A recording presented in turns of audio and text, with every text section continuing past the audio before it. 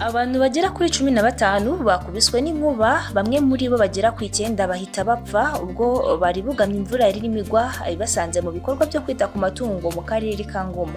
Mbahaye ikaze mu makuru y'Ikinyarwanda mugiye kugezwaho nanjye Isingizwe Edith, turi kuri Media Empire.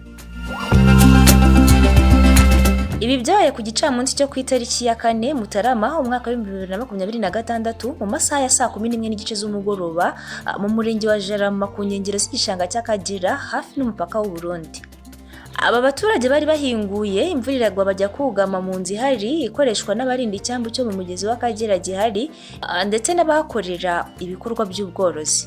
Ubwo bari bugamye imvura irimo kugwa, inkuba yahise ikubita, abantu 9 barapfa, 6 barakomereka, banagira ihungabana rikomeye cyane. Guverineri w'intara y'Iburasirazuba Prudence Rubingisa yabwiye itangazamakuru rya RBA ko ibi bintu ari ubwa mbere byari bibaye muri aka gace. Ati ni ubwa mbere bibaye, twasabye n'abahanga ngo baturebere icyayikuruye kuko yari ifite imbaraga nyinshi. Guverineri Rubingisa yakomeje agira ati mu bantu 15 yakubise 9 bahise bapfa, naho 6 bakaba bakomeretse, abandi barahungabana. Ubu inzego z'ibanze zatangiye gukora ubutabazi. Rubingisa yongeyeho ko abapfuye bajya mu buruhukiro bw'ibitaro bya Kibungo, hanategurwa uko bazashyingurwa bafatanyije n'akarere ka Ngoma ndetse n'imiryango yabo. Abakomeretse nabo bakaba bari kwitabwaho n'abaganga. U Rwanda ruri mu bihugu bikunze kwibasirwa n'ibiza. Mu biza byinshi abantu 130 bigasenya inzu zigera ku 1800.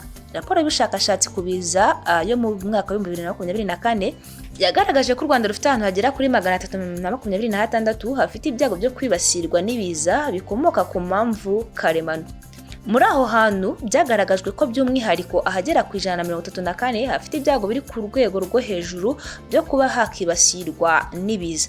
Amakuru aturuka ku isesengura ry'ubukana n'ibyago biterwa n'imihindagurikire y'ibihe mu Rwanda yo mu mwaka wa 2024 ashimangira ko inkangu n'inkuba biri mu biza byateje impfu nyinshi mu buryo butari busanzwe mu bihe bitandukanye. Hagati y'umwaka wa 2016 na 2023 inkangu zishe abantu bagera kuri 449 mu gihe inkuba zo zahitanye abagera kuri 379. Reka dukomeze gusabira ihumure, gufata mu mugongo abagize ibyago babuze ababo cyangwa se babuze ababo no mu gihe cyahise bitewe n'ibiza bigiye bitandukanye harimo n'inkuba.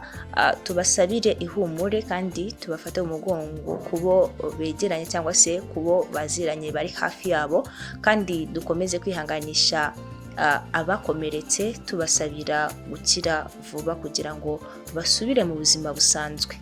Mwari kumwe nanjye Isingizwe Edith, n'amakuru tuyagezaho umunsi ku wundi kuri Media Empire. Mugire ibihe byiza, ndabashimiye cyane.